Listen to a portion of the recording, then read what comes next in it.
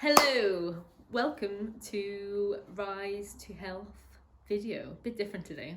It's gonna be a lot different today because we are celebrating, I guess you could say celebrating World Mental Health Day. So obviously we know mental health, there's a lot of stigma behind things and a lot of people have dealt with some problems, and today we are speaking about my past story, something which will be quite interesting because I don't ever dig deep enough.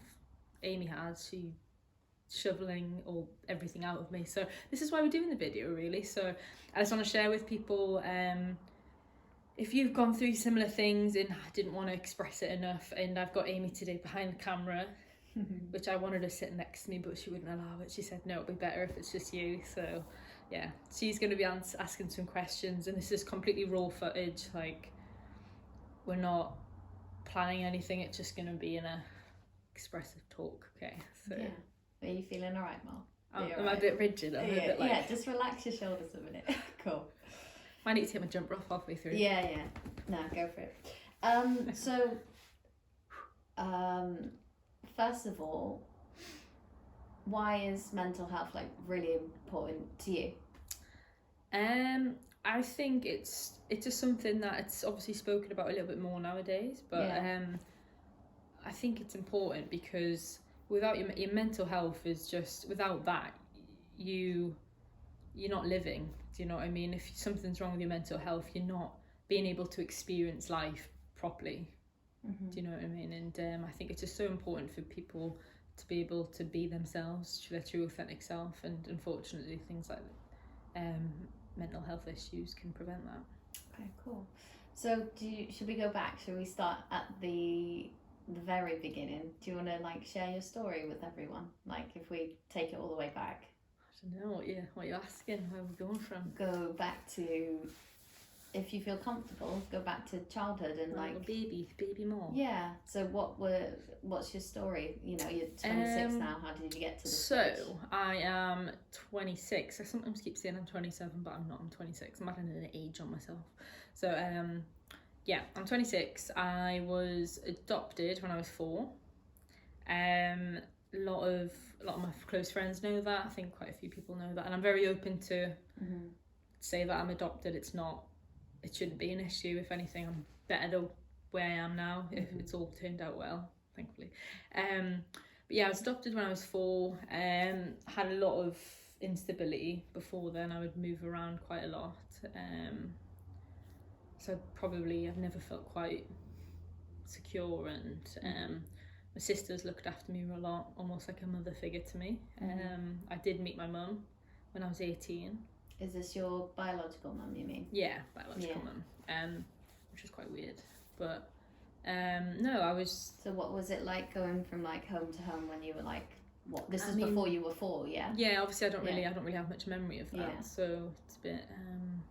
Are there things that like you can flag up, like a memory of such, or not really? In terms of like emotions and feeling, I don't know if many people remember that, like have that same moment, but I have like different pictures in my head, but feeling is different when I don't really remember much feeling from then. I think that's the majority of people probably. So then you were adopted at the age of 4.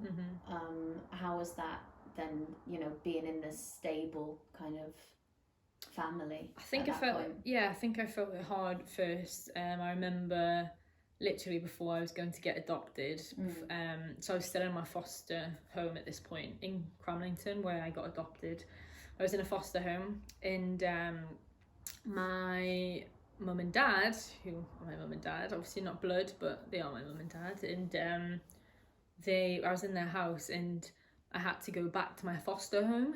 I was going to be adopted, but I didn't know that. I thought it was going to be, right, you're going again, you're going to another family. And I can remember this as well. I was on my staircase, screaming, hands on the stairs, going, I don't want to go, like crying and screaming. My dad and my mum would like saying, you're not going permanently, like, but I didn't get that. So I think I was kind of just used to being passed around and wasn't secure in one place. Do you think you noticed that when you were a child, like that sense of like being not unstable, but like I don't know, what was the feeling from like going from Yeah, home I to mean, home and then finally having that family? yeah, I didn't really know when I was younger. I think it's more as I've got older I've realised Yeah. maybe certain ways I've acted and behaved is Yeah. because of that, but I've never really put two and two together. Yeah.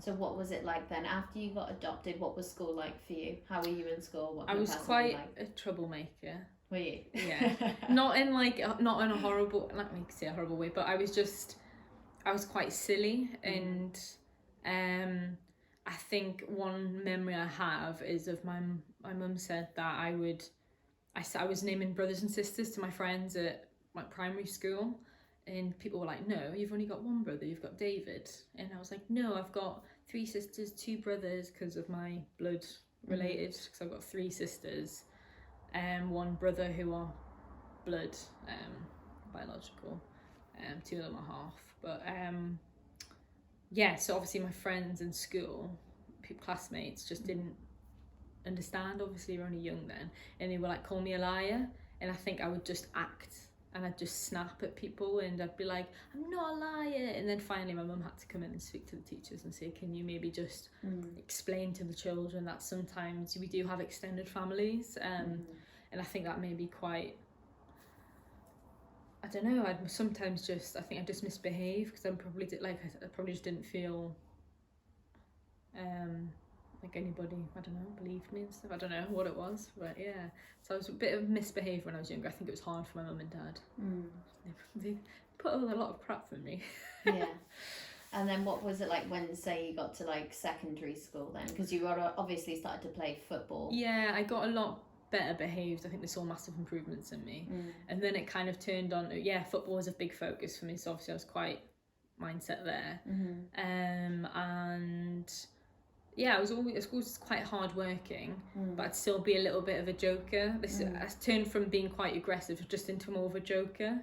So at school, the only time I really got told off was because I'd be hiding in a room and I'd be like hiding from the teacher, or I'd be like making a joke about someone. Like, do you know what I mean? So I'd just be silly. That was what got me in trouble, I think. Yeah. And Hannah and Danielle, I'm very sorry for all the mischief I got you in, because that was quite funny then, but yeah.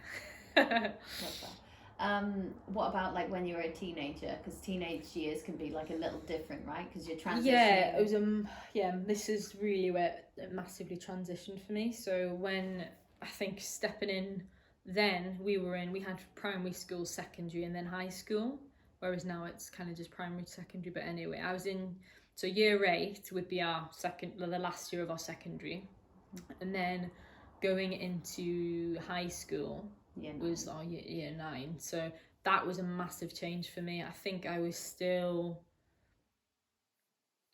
similar as I was, but there's new groups of people, and I think that transition from year 9 to 10 was what kind of really flipped it for me, and I changed personality massively. Yeah. Did you change like friendship groups a lot, or? I mean, I was always someone who I had friendship groups with everyone, because I never really, that's kind of set in stone for my relationships growing up as well. I found it hard to stay with best friends with the same people. I quite like just to mix around and be friends with everyone. So was that is that more a sense of freedom, or afraid of like connecting with somebody on a deeper level? Probably, yeah. I think I didn't like people knowing me too much, and yeah, probably that's what it was. I'm not sure. So then you got to like year 10 and you said like things changed. So what would you say really happened? I don't know exactly what it was that flipped it. I'm not sure. I think you're at that age group when I think you're a child and you don't really have a care in the world. You just kind of act automatically. But when you're in that age, you kind of start comparing yourself with a lot of people naturally. So I think things people were wearing in school, like fashion became starts to come into play. You start caring about the way you look. I was obviously doing well with my football, and I think I started to kind of seclude myself from everyone. I'd go from the joker Molly to hiding Molly. Like I'd just stop. kind of shied away from everyone. I started to take a back look on everything, and that's really when like mental health part kind of started to take a place. What do you think the trigger was then? Can you remember one particular thing, or was it an amalgamation? Not really. I think it was, I don't know exactly what films it was, but I think it was a mixture of that, like people, the way like people in school, or I probably watched films and I was like, oh, I want to look like that, I want to be more like that. So then I started to act like that, and yeah. What do you mean act like that then? So I think, don't know, I always used to think, being like the mysterious one and people not knowing much was cool. So then I started to like shy away, and then for some reason, I don't know, the way like I felt in my body, that's when everything changed. But I'm not exactly sure what caused that. I can't remember what flipped it. It could be just listening to you. It could be that sense of like wanting to be mysterious and seclude yourself from groups, so then the more time you spend with yourself, the more you can look deeply into your body image, or like the way that you look or the way that you act. So maybe you like had too much time by yourself to like over analyze. Probably, yeah. I don't know, I'm just like guessing here. Yeah. Everyone, I've got my own therapist at home, so yeah. So then you said this is when you started to have mental health like problems. What were like, give me like an example of like what was a problem that you had? Getting deep into it now. Yeah, so it started off for me. I don't think many people even now, my closest of friends, probably even know that what happened. But yeah, I don't know. I think I was obviously very active. So I started, I think when I was 14, I went to the gym for the first time. And I think ever since, I was always in the gym, which I know helped for my football. But I started going so much that for now, obviously now that I've studied so much, I know for a fact what I was doing then was just ridiculous. You're basically declining your performance on where you want to reach. So then I thought it was good, but it wasn't. So I'd be overtraining, I'd be going to school, I would be under eating, so I'd probably maybe have breakfast at home. So I'd have, I don't know, maybe some cereal. I'd get up at, even before that actually, I'd get up at 6 o'clock, go swimming. I hate swimming, by the way. I'd go swimming for an hour, just do laps of the pool.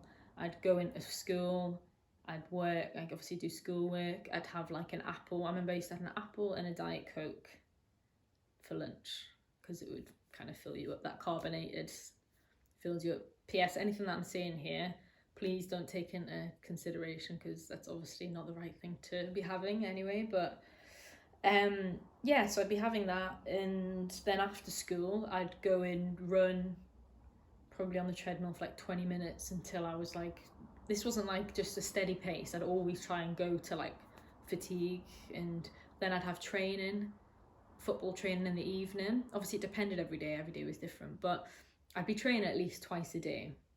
And I know some people do anyway, but each session was not just a light session. I'd be going to failure for everything really.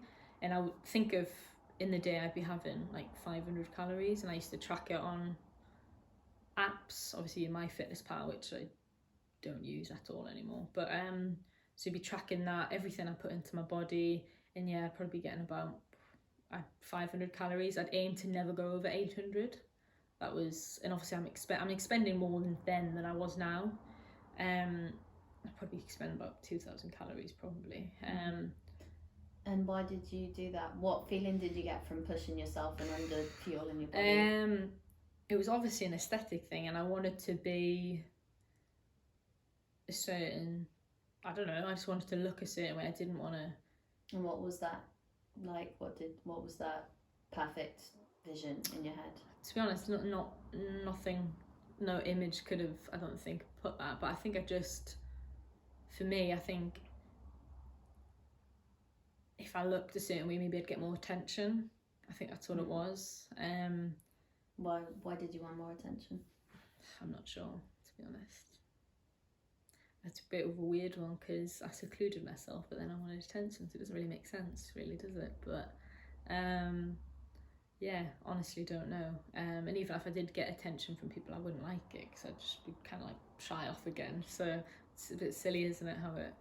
It's a bit of a cycle.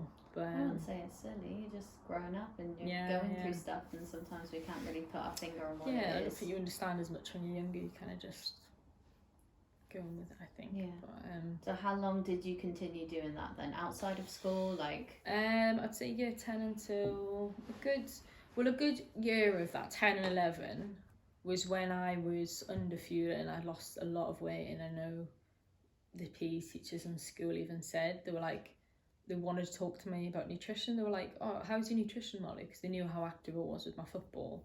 And obviously they, from the outside looking in, they could say that I'd lost a lot of weight. And this is me not being overweight to start with. I was quite an athletic looking person. And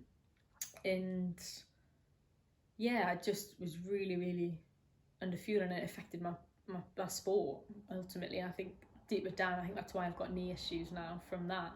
I think the first injury I probably got stemmed from overtraining, under fueling, and I got injured from it, and ever since it's not been the same. But yeah, so them 2 years under fueling, and I think then I went to a college, sports college, and how was that there? Did it get better or? Different, but not better. So then it was obviously a lot more. I was studying what I loved, football, and I was playing every day as well. But I think I was having that battle between still wanting to look a certain way, but I wanted to really increase my performance now. So then I was like, right, no, I need to like actually start eating a little bit more. So got into the habit of like, so fueling myself better, like as you would as an athlete. I recover. I try to have like your milk. Back then it was your milkshake, like a chocolate milk or whatever, what you wanted to have. So yeah, I was eating a little bit more, but then it started to feel, I was like scared. I was like, oh no, but I'm gonna, and I could probably see it as well. I was like, oh no, I'm putting on a little bit more weight, and this is like what you should be having as a normal human, and probably still even under what a normal human was having, but for me it was too much. So then I ended up making myself sick, which is something that I've never even told anyone before, apart from we had a discussion with I told my mum and dad 2 years ago now, literally only told them 2 years ago, and yeah, it was just a massive change. And I wouldn't say anything's worse, but I think that was worse, to be honest. Yeah, because I felt like I was cheating everyone, do you know what I mean? Like, oh, this person, everyone thought I was an athlete, and I was like, no. So,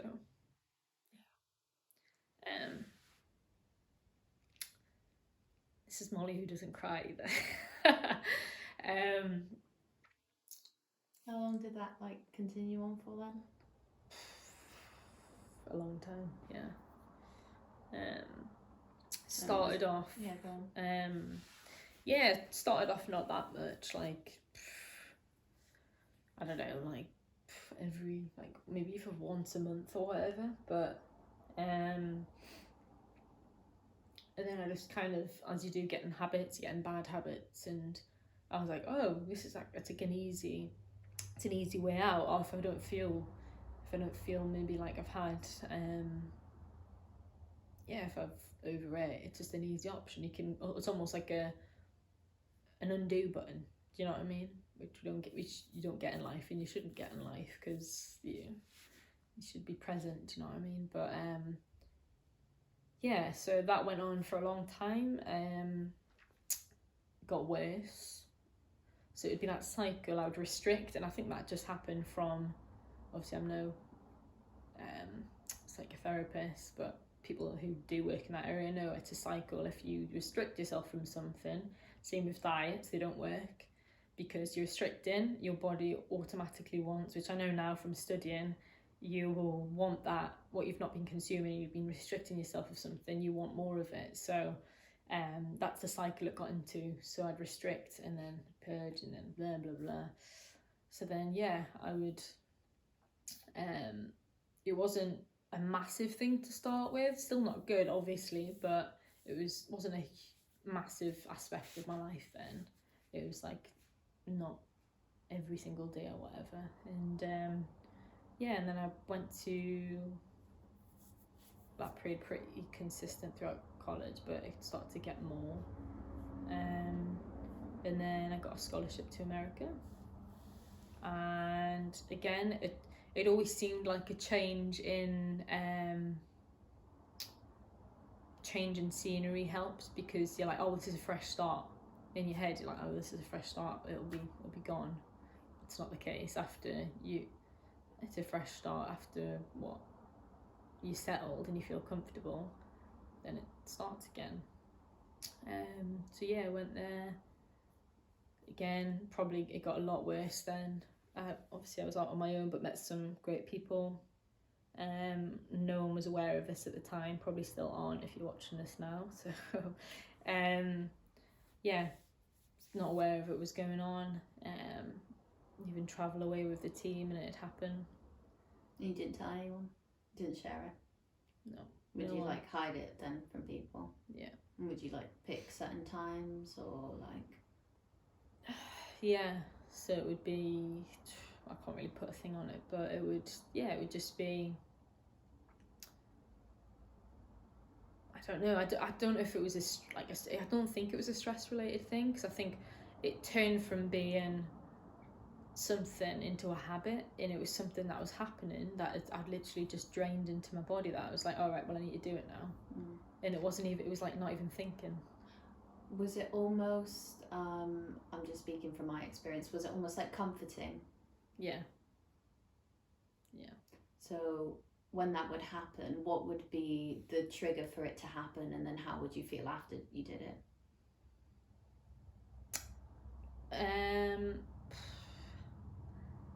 I don't know, it was almost like a release. Like a release of, like, almost if you de-stress and you release. But equally, there were times where I'd like hate myself, and I'm like, why am I doing this? And this time I'd literally wish I could have just not be doing it. And it came to a time where I was like, this is not good. Like, I'm literally gonna kill myself someday if I keep doing this. And it became into a monthly, it became a daily thing where it was like several times a day. After anything that you ate? Yeah.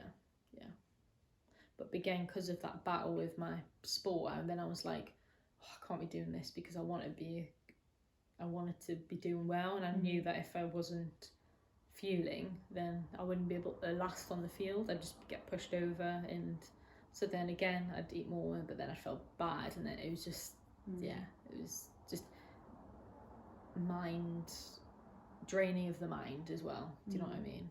So how would you say that affected your mental health? Massively. It was all I could ever think about.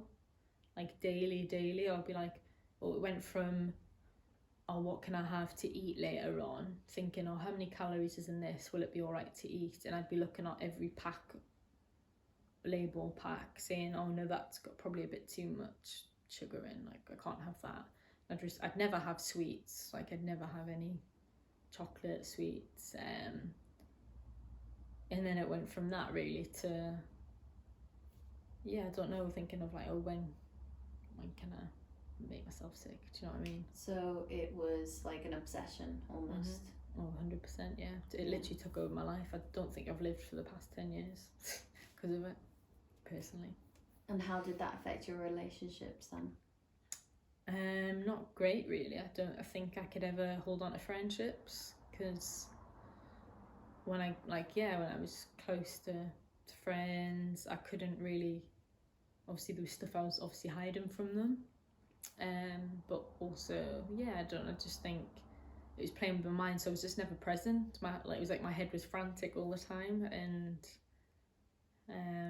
if you were to describe those feelings, what would you say they were? It's a bit different. I think sometimes you can be, your head's almost just like you can't really think. It's just like you're rushing through life. Oh, I need to get this done, I need to do this, and yeah, and I'd bail on gatherings people had. I'd be like, no, I can't go either, because I just felt like I looked horrible, or I'd seclude myself. So that's like, it sounds like, I'm not a doctor obviously, but it sounds like symptoms of like anxiety and depression then. Yeah, and to be honest, I think where before then, because I think I had a lot of friends out when I was out there. So, but I think before that, when I was in school, I definitely had, it was more depression than I think even my parents. My mum was worried at one point, because I just completely secluded myself. I think because being in a team environment, you're always around people, so it's quite hard to get in that depressed state. But equally, definitely had.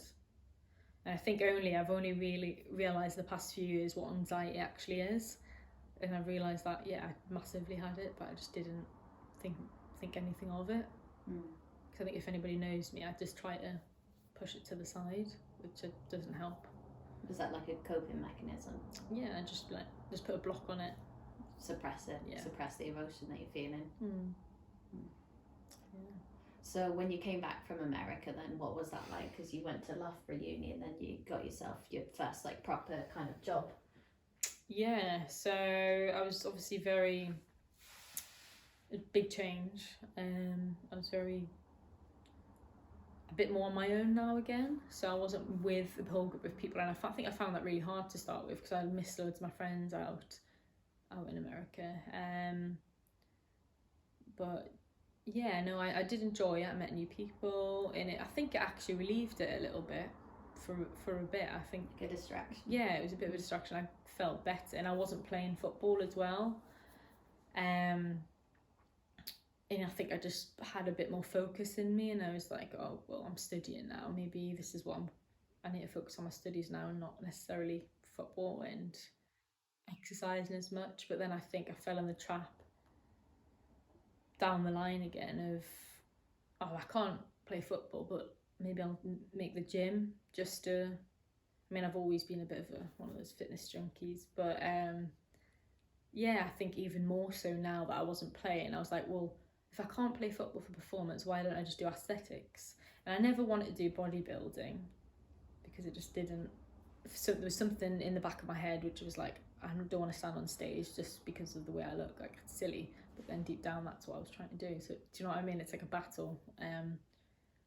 But one of my friends was a bodybuilder, and we trained together a lot, which was fun. But yeah, it kind of then started again, and I think I was training a lot. I'd had my knee surgery then, because I hurt my knee, ACL. And obviously I was very inactive then. I think that kind of got to me a little bit. Naturally, if you've been doing it since you were young. Yeah, and I didn't really know what was happening. I thought, oh, well, it's all right after I finish playing, studying, I'll get back into it, it's fine.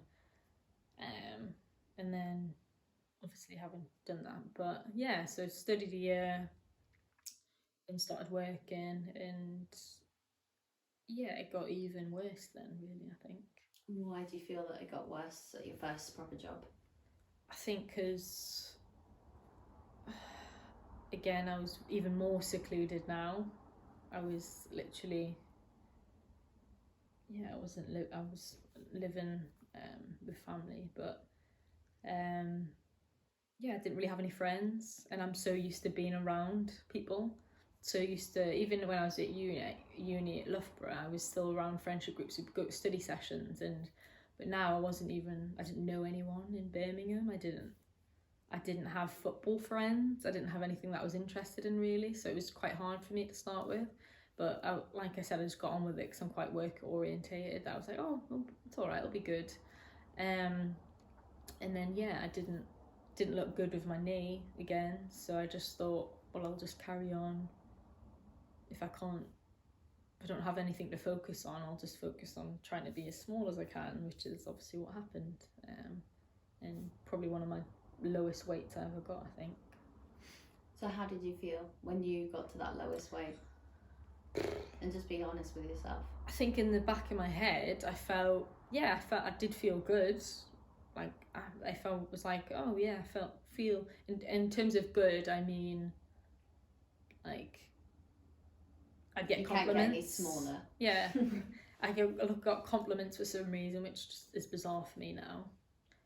I don't understand why you'd say that to someone, but anyway, got lots of compliments, which made me feel good. And then, but I didn't know it then. I only know it now because obviously I'm completely different now. But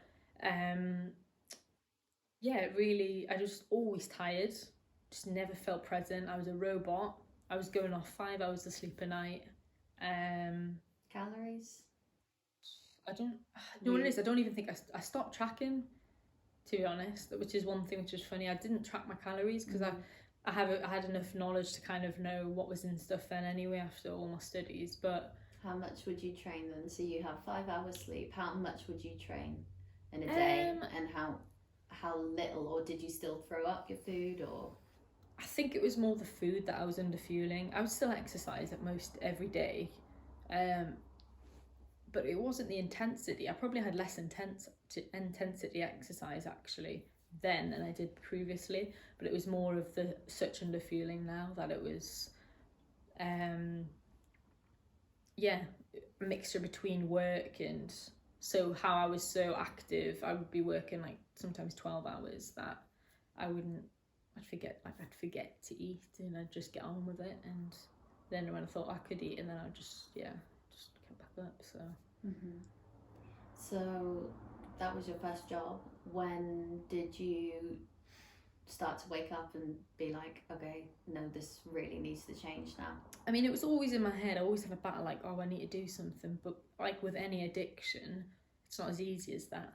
Do you know what I mean? Like, you want to change, but then you feel the comfort in of whatever you're doing. Yeah. That just then takes over. But then it was always about, I'd always deep down be like, I wish I couldn't do this. It's like literally taken over, and I'd maybe try, or maybe I can start really not doing it, but it would just never happen. So what changed then? Did like you go and seek help, or?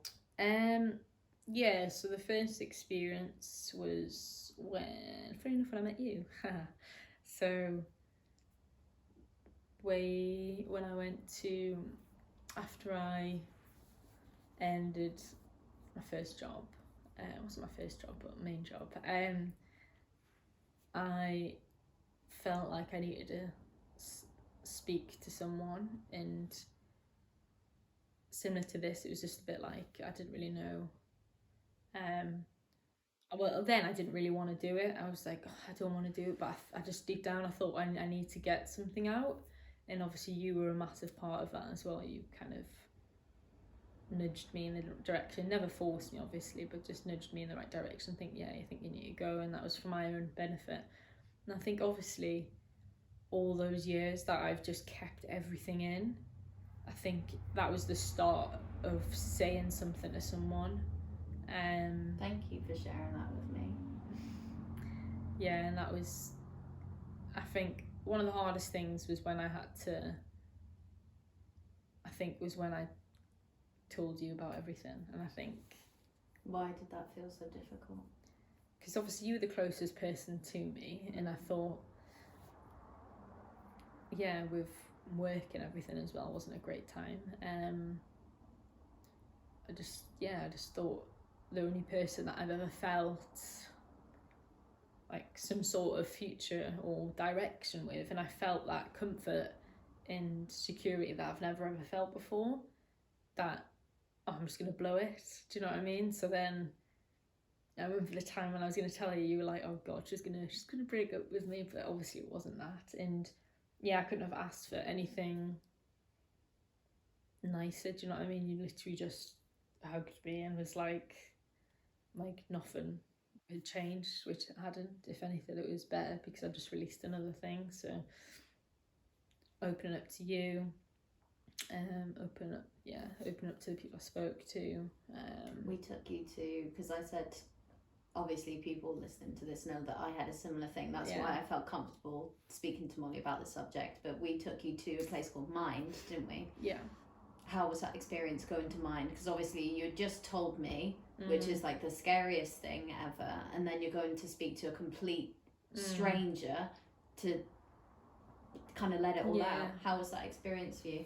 And obviously didn't go into a whole lot of detail with her, but as much for her to know what was going on. And yeah, I think it was nice because she just, like anybody in that situation, just listened. And what I thought, like what kind of route I always stuck with me was like, she could tell deep down that I wasn't a bad human. And I think I was at that stage where I was like, I'm just an awful human, like, and I generally just thought I was, I just thought, oh, what am I doing? Like, I just think people are just gonna hate me and think, what, like, why is she doing that? And I just was obviously just not present at all. And I think she could just tell, and she was just like, I know you're such a beautiful human being, it's just something that you've basically got to get out of. And I think that kind of really, really helped me and see, like, believe that I was going that way. And and that's when it really started to get better. Was it like an instant changeover? Did you just, once you told me and you told mine, do you still had times where you're making yourself sick? And I think after 10 years of something like that, it's very hard to just suddenly switch. Definitely helped, I think, being with you. It forces you, doesn't it? When you live with someone. Yeah, live with someone.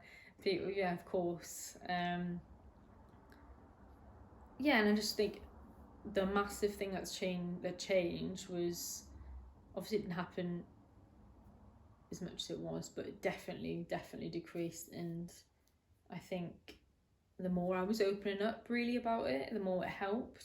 Because like you say with anything, if releasing something is actually releasing the problem anyway, literally deep down as well, it's de-rooting it, I think. And I think that's what happened. And I just felt like I was actually able to live, which I've literally spent 10 years of my life not even living.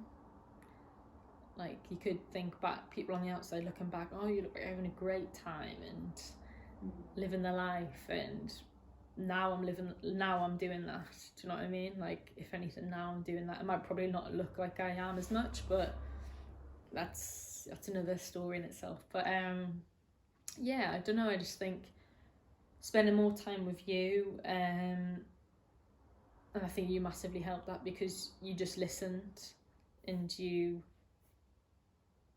ask questions. A lot of people just brush it to the side and like aren't interested, whereas you really care and you're really trying to dig it out. And if that in itself was, I think, a therapy for me, to be honest. And I know I could always say, like, you were the one who's you're the one who's like literally helped me and brush it away. But I know you'll be like, no, it's both of us, which I do agree with. I think anything is always, even if it is to do with someone else, it's you doing the action as well. But I think you were the part that changed everything, really. Yeah, that's sweet. How did the conversation go with your parents? Yes, I did tell them. It was actually a phone call, funny enough, which I know you'd say it shouldn't be, but I needed to get it out. And I thought, if I wait any longer, it was time. And we've never spoke deeply about it even now, so this will be fun. But I think it was just really lovely for them to, they knew something was not right. Yeah, obviously, because the way I would hide a lot of stuff when I was younger. And they were switched on, but they never really dug deep. And I think that's what they felt really bad about. They said, just wish we would have known, and I wish we could have helped you. And I honestly said to them, I was like, it's not your fault at all. Like, you wouldn't know. And it was really nice. I think originally spoke to my dad, and he was just just so nice. And he was like with anything, he just said, I just wish we could have been there more for you. And he was just so happy that I could tell him now, and that the main thing is if I'm all right now. And again, it was just nice to get that off my chest, and because I just don't like hiding things, which is what I had been doing for so long, and I think getting that out, it just like I could breathe, do you know what I mean? And no one's ever going to judge you for that, do you know what I mean? And if they do, then it's their problem. Yeah. Would you say that you're over that now? Yes, but I think there's always something in the back of my head that, you know, like, it's almost like a little hesitation or a little switch, but I think I'm slowly there. Yeah, I think not even slowly there, I think I'm pretty much there. I mean, you're the only one, you're the one who we always have little moments where I'm like, oh, I don't like the way I look, but I think now it's so much on a more deeper level for me. Like, life now for me is, well, how do I feel? How am I looking after myself? What am I doing for, like, everybody else? Do you know what I mean? And I think aesthetically should be not the last thing, because it's obviously nice to care about what you look like. There's nothing wrong with that. But I think now it's just, for me, it's totally more about how I am looking after myself, and I've never felt better. Like, yeah, I'm not surrounded by like friendship groups all the time, and it's hard to see friends a lot, but I've got you, who I'm like so happy with, obviously, and I sleep like a good 8 hours every night. I eat great food, and to be honest, another thing actually which I've not mentioned, something that's probably helped, like, yeah, push it all aside, is cooking. Like, I'd cook a lot when I was younger, but it would be always, oh, let's throw no seasoning, and didn't season anything, so it would be literally probably, yeah, well, this is before I was vegan, so sorry, a plain chicken breast with just literally probably some steamed vegetables, no salt or pepper, that's it. Yeah, I remember boiling chicken once. Yeah, it's just it really frustrates me. And there's nothing wrong at all in having meals that you're more conscious about the nutrition. So you're, like, for now, with my knowledge, I pair things that work well together and they can be absorbed better in the body, rather than thinking, oh, how many calories are on this? Oh, what has the least amount of fat? What has the least amount of sugar in? Yeah, it can be good to know, but for me, if you're looking after your body, if you're fueling yourself in the right way, all of that will come with it. And for me, it's just about being happy and healthy, and really, the people who are obsessed with the way they look aren't happy, trust me. And if there is, please let me know, because I generally don't think there is. People who are obsessed with the way they look, they're generally happy. You're not living life.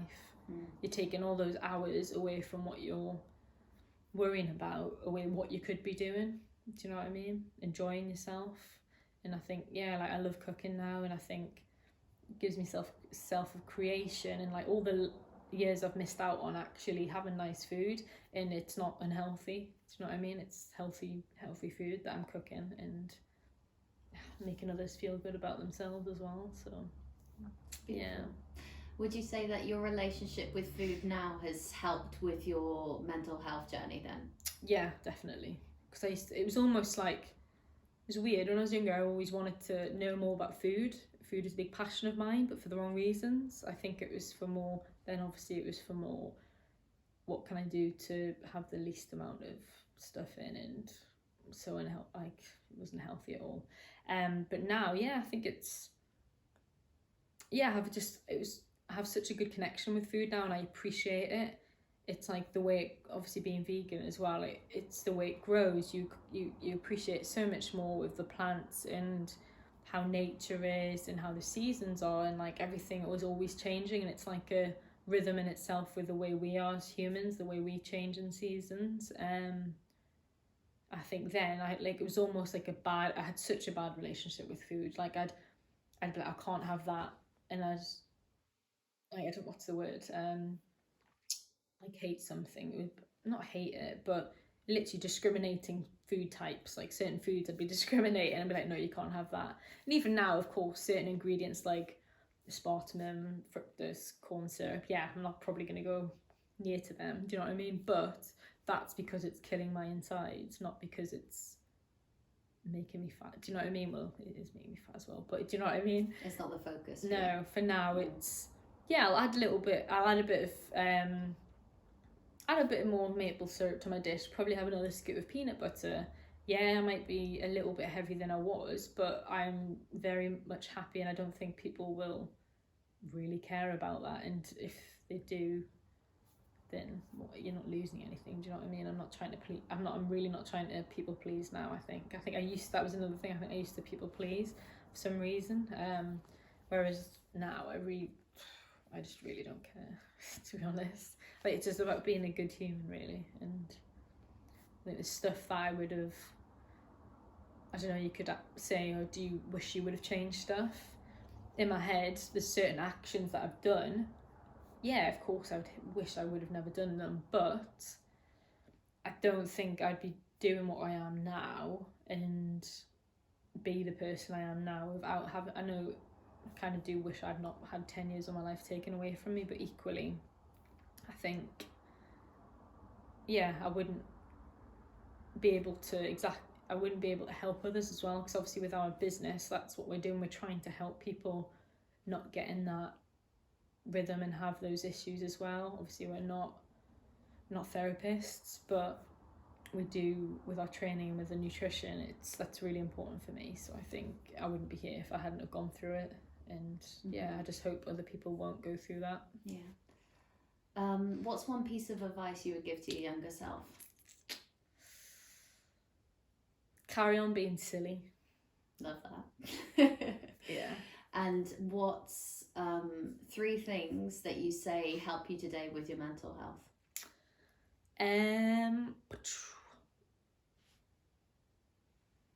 Speaking to someone regularly, which is you. Yeah, it's finding someone you love, which I know is hard, but it is. Number 2, I would say, obviously food. I think it's helped me. I think just cooking food now and appreciating it. And number 3, I think just getting out in nature helps. I think it really helps. Yeah, helps just kind of clear everything, and you see the bigger picture. Do you know what I mean? You see, like, where we're living now, we live in a beautiful place, Malvern, and you're not stuck in a city where everything is blocked off and you're not able to see things. I'm not saying everyone's like that for city, but there's so much more to life. And I think if you are sitting in a city caring way too much about what's something, I've got a spot there, I need to like go, and you're not seeing what's out, like what is out there. And I just think you're just wasting a lot of energy on little things that really don't matter. Mm-hmm. So what's one piece of advice you'd give to somebody that is going through a mental health issue? Obviously, if you're comfortable enough, I'd say speak to someone. Whether that's writing it down, because writing it down is the first step. If you're not open enough, writing it down is something you can do, because you're still getting it out of you, and you're sharing feelings. But if you've got someone close enough, speak to them and just exactly how you're feeling, and don't feel like you have to go to a doctor, because that can sometimes be intimidating. And depending, I'm not saying doctors are bad, but some doctors you go to might not necessarily put you in the right and understand exactly how you're speaking. But yeah, just speak to someone who you can trust, I would say. And that's the first step. That's what I did. I did speak to a friend and a past partner as well before, but not that in that depth. It was just kind of getting it out a little bit. But I think those little bits finally lead to blossoming. Definitely. Yeah. Northern Rose. Is there anything you want to say to the people watching today? I hope you enjoyed that and it wasn't too wishy-washy, because no, I just think for me, I hate, in the past I've never spoken deeply and I'd never be open, because I thought it was an insecurity, but it really isn't. I think if you can express yourself fully as you are, that's more like impressive, really, I think. And I think, it's a great strength. It's more of a strength than a weakness. So yeah, I think just with anything, be open, be honest, be true to how you are. Don't really try not to compare yourself with other people, because everyone is different. And I think nowadays it's all a comparison game, whether it's looks, whether it's how hard you work in business wise.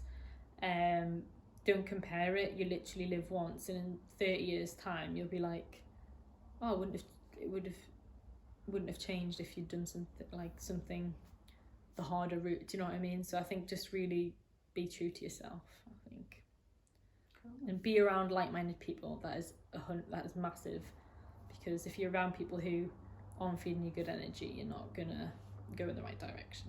So I think that's it. I hope you enjoyed it, and please like the video if you enjoyed it. If you've got any comments, we're always here to talk as well. If there's anything, like I said, if you need to reach out to someone, obviously we're not going to give you treatment advice because we're not trained in that, but reaching out to one of us could be another step in you making a positive change of your life. Do you know what I mean? So yeah, we'd really appreciate that if you dealt with similar situations or something that you're struggling with now. Please don't hide and just reach out. So yeah, I hope you enjoyed it, and hopefully we'll see you next time.